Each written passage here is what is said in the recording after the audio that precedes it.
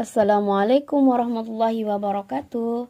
Selamat datang para pencinta Al-Quran. Hari ini kita akan memasuki dunia yang sangat menarik dan sangat mendalam, yaitu qiraat Al-Quran. Dalam kesempatan ini kita akan membahas tentang bagaimana Al-Quran yang mulia ini dibaca dan dipahami dengan berbagai cara dan gaya. Saya Uswatun Nisa sebagai pembawa materi akan mengajak kalian semua untuk memahami lebih dalam tentang qiraat Al-Quran dan bagaimana kita dapat mengaplikasikannya dalam kehidupan sehari-hari. Mari kita simak dengan saksama dan siapkan diri kita untuk memperoleh ilmu yang bermanfaat. Semoga Allah memberkahi kita dengan ilmu yang benar dan amal yang soleh. Amin. Pengertian qiraat. Baiklah, kita akan membahas pengertian qiraat. Jadi, secara etimologis, kata qiraat berasal dari bahasa Arab, yaitu dari kata kerja qara'a, yang berarti membaca atau membaca dengan suara keras. Dalam konteks ini, qiraat berarti cara atau metode membaca yang mengacu pada cara bacaan yang berbeda dari Al-Quran. Secara istilah, qiraat mengacu pada berbagai metode membaca Al-Quran yang diturunkan melalui rantai periwayatan atau sanad tertentu, yang masing-masing memiliki aturan dan sifat bacaan yang khas. Namun semua ini tetap mempertahankan makna asli dari ayat-ayat Al-Quran. Berdasarkan definisi yang dikandungnya, qiraat dapat diartikan sebagai 1. Qaraah. Artinya adalah membaca, mengucapkan, atau melafalkan. 2. Qiraah. Artinya adalah cara membaca, gaya membaca, atau teknik membaca. 3. Qori. Qori adalah orang yang membaca, mengucapkan, atau melafalkan. Jadi, dalam konteks membaca Al-Quran, qiraat dapat diartikan sebagai cara membaca Al-Quran yang benar, tepat, dan indah, serta memahami makna dan kondisi ayat-ayat. Latar belakang timbulnya perbedaan qiraat. Yang pertama, penyebaran geografis. Setelah wafatnya Nabi Muhammad SAW, Islam menyebar ke berbagai wilayah dengan cepat.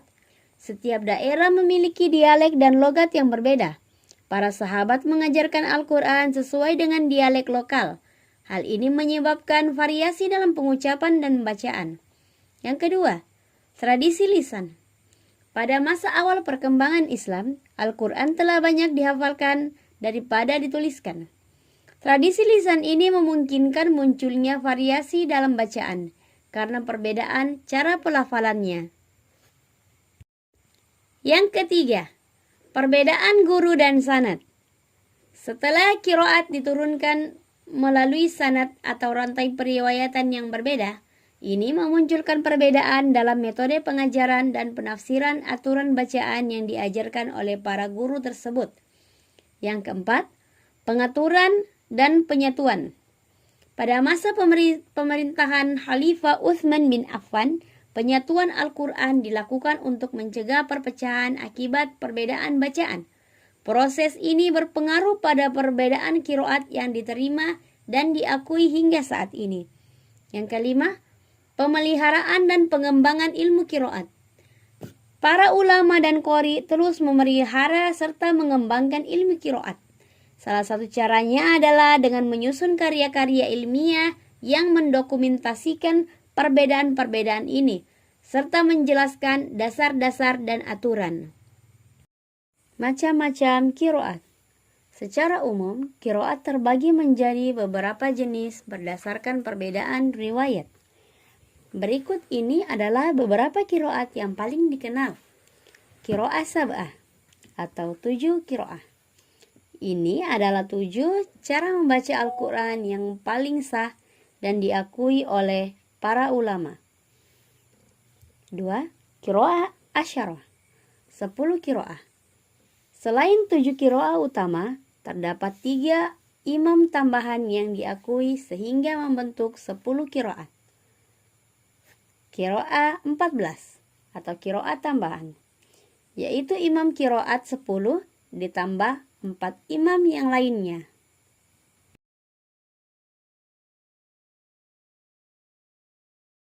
Qiraah sab'ah atau 7 qiraah.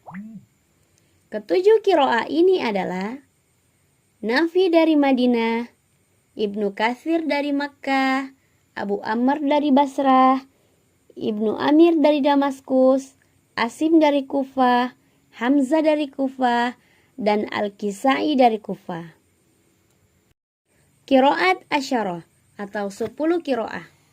Jadi 10 qiraah terdiri dari qiraat 7 dan ditambahkan dengan Abu Ja'far dari Madinah, Ya'qub dari Basrah, dan Khalaf dari Kufah. Qiraat 14 atau qiraat tambahan adalah qiraat 10 yang ditambahkan dengan Hasan al-Basri dari Basrah, Yahya al-Yazidi, Al-A'mash dari Kufah, Ibnu Muhaidsin dari Makkah. Syarat qiraat yang benar. Syarat qiraat yang benar, yang pertama, mutawatir atau rantai periwayatan yang sahih dan kuat. Yang kedua, sesuai dengan kaidah bahasa Arab. Yang ketiga, sesuai dengan mushaf Utsmani. Mutawatir, rantai periwayatan yang sahih dan kuat. Qiraah harus memiliki sanad atau rantai periwayatan yang mutawatir, yaitu diteruskan melalui jalur yang banyak dan terpercaya dari generasi ke generasi. Hal ini memastikan bahwa bacaan tersebut berasal langsung dari Nabi Muhammad SAW dan bukan hasil rekayasa atau penambahan di kemudian hari. Sesuai dengan kaidah bahasa Arab, bacaan dalam qiraat harus sesuai dengan kaidah bahasa Arab yang fasih dan benar secara tata bahasa. Ini berarti bahwa bacaan tersebut tidak boleh menyimpang dari tata bahasa Arab yang diterima secara luas, sehingga makna dan pesan Al-Quran tetap terjaga. Yang ketiga, sesuai dengan mushaf Utsmani. Qiraat harus sesuai dengan tulisan dalam mushaf Utsmani, yaitu mushaf yang disusun pada masa pemerintahan Khalifah Utsman bin Affan. Ini berarti bahwa qiraat tidak boleh bertentangan dengan teks Al-Quran yang sudah dibukukan dan distandarisasi pada masa tersebut. Pentingnya mempelajari qiraat, memperkaya pemahaman. Dengan memahami berbagai qiraat, seorang muslim dapat lebih mendalami pemahaman terhadap Al-Quran dan hukum bacaan yang berbeda. Menghormati tradisi. Menghargai dan memelihara tradisi qiraat menunjukkan penghormatan terhadap warisan keilmuan Islam yang kaya. Meningkatkan bacaan Al-Quran. Belajar qiraat dapat membantu meningkatkan kemampuan membaca Al-Quran dengan baik dan benar. Menghormati dan memelihara tradisi keilmuan. Dengan belajar qiraat, seorang muslim turut membantu melestarikan tradisi serta ilmu yang telah dijaga dari generasi ke generasi. Pengaruh qiraat dalam penetapan hukum. Perbedaan arti dan pengaruh hukum. Para ulama fikih memanfaatkan perbedaan qiraat ini untuk meningkatkan pengetahuan, sehingga memberikan solusi yang tidak mudah dan beragam sesuai dengan situasi tertentu. Membantu menyesuaikan hukum dengan kondisi. Qiraat yang berbeda dapat membantu para ulama dalam menyesuaikan hukum dengan kondisi sosial dan budaya yang berbeda, sehingga hukum Islam tetap sesuai dan praktis dalam berbagai situasi dan waktu. Memperkuat dalil dalam fikih. Dalam ilmu fikih, qiraat dapat digunakan sebagai dalil tambahan dengan memperkuat argumentasi hukum. Pengelompokan qiraat menurut Matan Al-Jazari. Qiraat mutawatir. Ini adalah qiraat dengan sanad yang sangat kuat, diterima secara luas dan diakui sebagai bacaan yang sahih dari Nabi Muhammad SAW. Qiraat masyhur. Qiraat ini tidak sekuat qiraat mutawatir dalam hal sanad, tetapi diakui dan diterima oleh sebagian ulama karena kesesuaiannya dengan kaidah bahasa Arab dan mushaf Utsmani. Qiraat ahad. Qiraat yang diriwayatkan hanya oleh satu atau sedikit perawi, sehingga tidak mencapai derajat mutawatir. Bacaan ini biasanya kurang diterima dalam praktek ibadah formal. Qiraat syadz merupakan qiraah yang sanadnya lemah atau tidak diterima secara luas oleh para ulama. Bacaan ini tidak dipakai untuk ibadah, tetapi dipelajari untuk tujuan akademis atau historis.